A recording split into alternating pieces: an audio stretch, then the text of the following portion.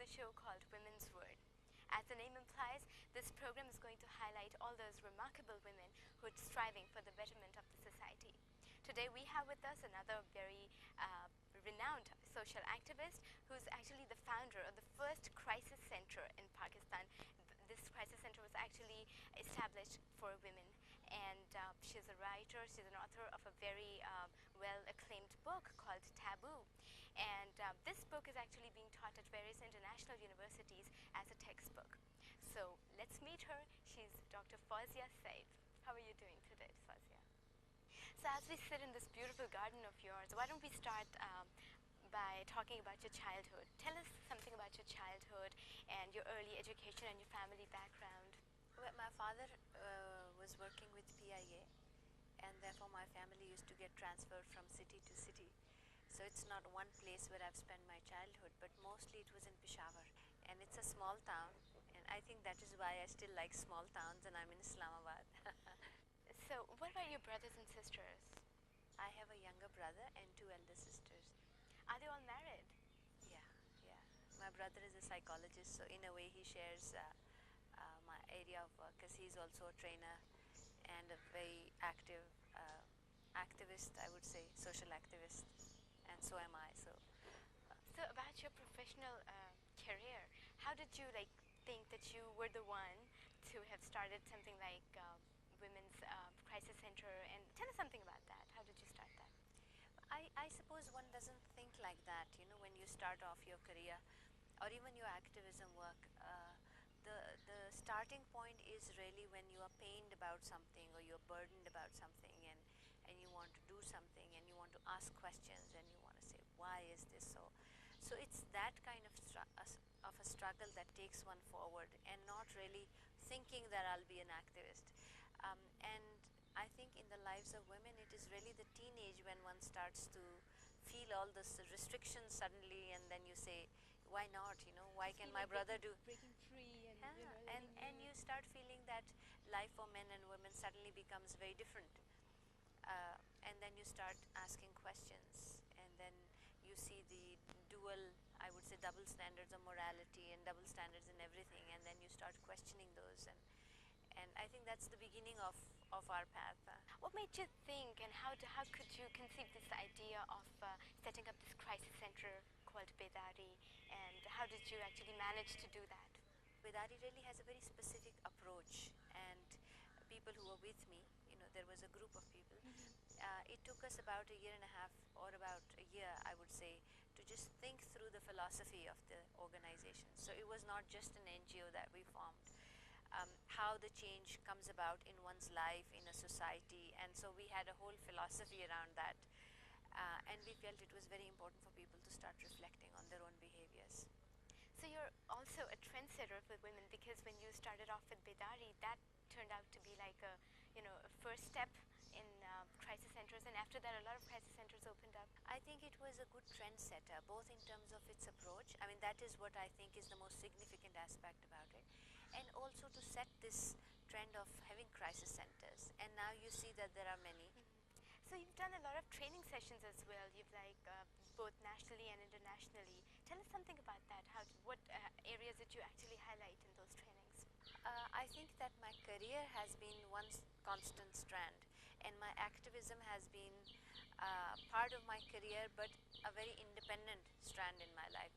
So in terms of my career, I've worked with the government, I've worked with international NGOs, I've worked with the UN in Pakistan for about 5 years. Then I was working as an international consultant for the UN. So it has gone into various platforms, I would say, but the overall focus has been very similar, and that has been to bring about a positive and a progressive social change in the society.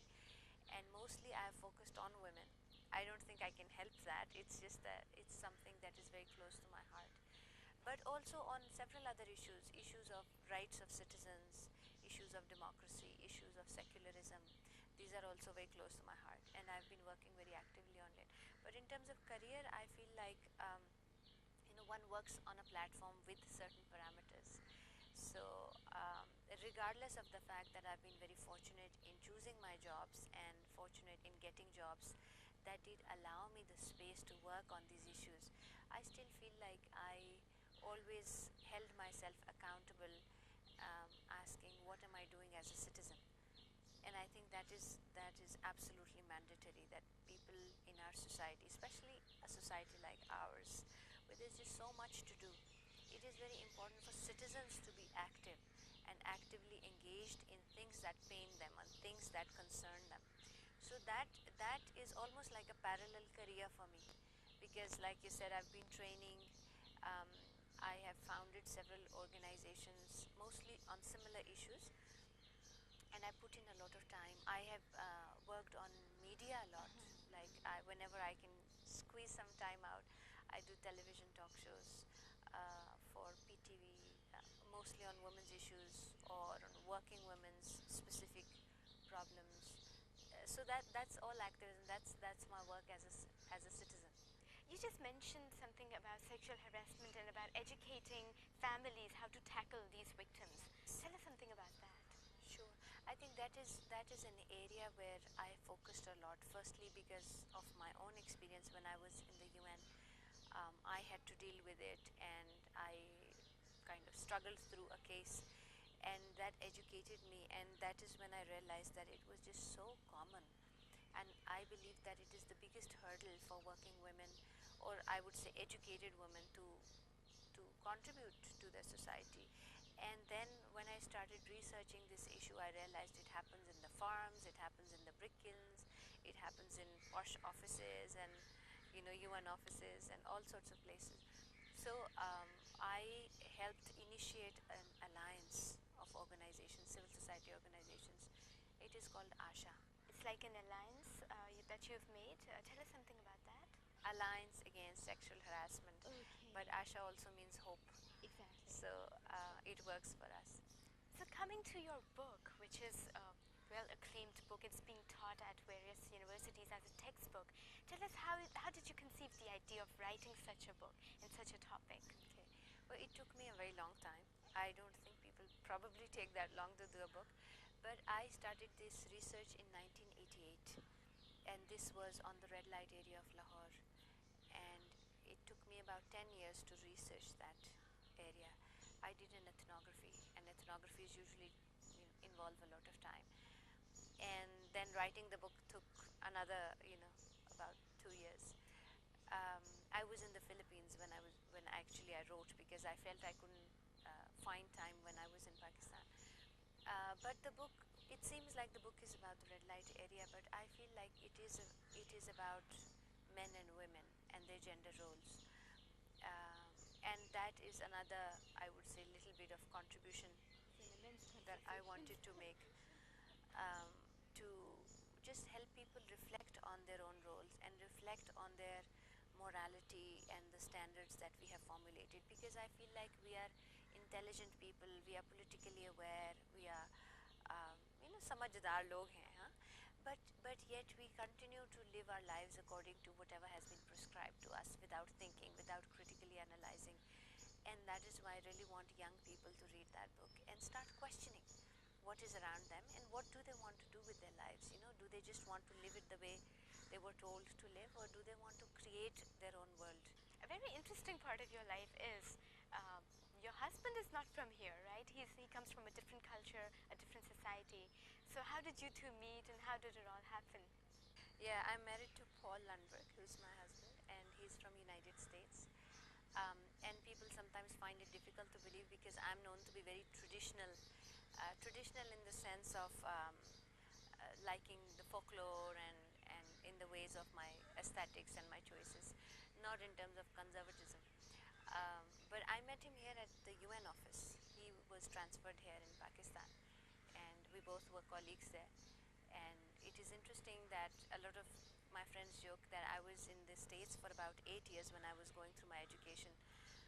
And a lot of people over there wanted me to meet American guys, and I used to say, no, no, no, no, our Pakistani guys are really nice. Okay. And it was later when I met him here. There was this American guy who was looking for a Pakistani girl. But I think that sometimes it's the frequency that just matches so beautifully that you don't even know how you become so close to a person. So how long have you two been married? About 6 years now. So you told me that you've traveled a lot, not half the world, but almost all the world. So how did you manage that? So traveling has always been like my, how should I say it? Passion? Passion, Second passion? stress releaser, my Okay. breaks. You know, that is my favorite thing to do. Where'd you like to go? I actually used to do that more. Like traveling for fun is different than traveling for conferences. Now I travel more for conferences, which is a pity. But I think my passion really was to explore. And I used to just look at the map and pick a country. I didn't have to know much about it or know anybody there, and just get a ticket and go. No hotel bookings, no nothing. And I just loved doing that. And then take things as they come along. And So I you've been a think, tourist as well. oh, very much, yes. So since you've traveled so much, you've seen cultures and setups, social setups of other countries as well. How do you compare our social setup with foreign social setups, and how do you compare our women with the women of Western countries? I think that our women and women's issues in our society are very similar to the South Asian countries, and I would say very um, heavy overlaps with developing countries. Yes. However, patriarchy is something which is prevalent everywhere. So when I go to United States, like sometimes I go and I give seminars and stuff to different universities, and they always have these stereotypes about Pakistan and Pakistani women. And I tell them that the seeds of patriarchy are very much there. It's just that they bloom in different forms, and they culminate in different forms. And here in our society, they're very overt and glaring. But in other more developed countries, they are more subtle, but they are very much there. Just like taboo mentions the lineage issue and how the name of the father really is what matters, etc. That is all over the place. That is all over. It's just that in our society, it's so glaring. Like societies are very diverse, so you have all sorts of things. You have also a lot of display of women, but then a lot of empowered women, and then you have like their share of conservative people. In the same way that we have a whole range of people, we have progressive women, yet we have conservative women. But I would say in general, the difference to me is that here we are so overt, and here the acceptability of this kind of discrimination is just very high. Over there, you see it more subtle, more hidden, more indirect, and a politically correct language that they use. So tell us something, because a lot of people are watching us right now and they must be thinking, oh, this little girl is like, this young girl is a doctor and she's been in this field for like past 25 years. What's the secret of your timeless, ageless beauty? Well, I do nothing. Is that the And secret? I don't think that I get a minute to even look at myself, because my working day starts really very early. So what about your zodiac sign, if you believe in that? I'm a Gemini. And what about your husband's? October, I don't even know what the sign. All right, that makes him a Libran. And you know what? Librans and Gemini, they really make a perfect couple. That we are. That I know for sure. Mashallah. Without believing in stars, I know that is the truth. Okay, so Dr. Fouzia, would you like to tell us about, like, what are your future plans? Where do you see yourself in, say, 5 to 10 years from now? No, but what I really, really would like to do is to somehow focus on our youth, because I feel very burdened from the fact that our generation really didn't do their job in terms of preparing our youth for taking care of the social issues in our society and the kind of citizenship that we think we should have. And so I really, I mean, whatever I do directly, whatever little contribution I can make, that is a separate thing. But I really want to focus on somehow developing training opportunities, developing platforms where our youth can be groomed and made aware. And I want that at least our generation should pass on whatever we know, whatever we learned from our elders and other gurus and activists, that we were And from your own fortunate enough, experiences. and our own experiences, and at least we should do our share and we should transfer it. So I may kind of focus in on training more, and not in a structured way, in some platform, in some form, where I can get the younger people more involved in teaching them how to, or grooming them how to be socially more aware, and not just pick out what they think are the flashy Western things, but there is a lot more to learn from West and East both, and really develop that kind of conscious and develop that kind of self-criticism. So coming back to the book, Taboo, um, didn't you find it difficult being a woman yourself? Didn't you find it difficult to mingle with that society, that culture? And how did you tackle the day-to-day problems that came along? Well, I actually wanted to explore why there is such a big stigma with performing arts, and why performing arts are always associated with that community. And I didn't think that I would study them for 10 years, and it just kind of unfolded in front of me. And I did have my research questions, and I was committed not to back off till I would get all the answers for my questions. And I went into that community wanting to learn about them, and I think I came out learning a lot more about myself. So it was a very educational experience. And in the beginning, I didn't think that I would do a book, probably a report or something, but I wanted to satisfy myself and wanting to know a lot more about them. And when I felt so high and so satisfied with what I learned about myself and about my society, and the dual standards, and the morality part of the bad woman and the good woman, and what makes a woman bad and what makes a woman good, then I thought I should share that with our generation and our younger generation, just to kind of let them also explore this and ask questions. But yes, it was a bit difficult there. um, I guess again, one doesn't think of the difficulties first.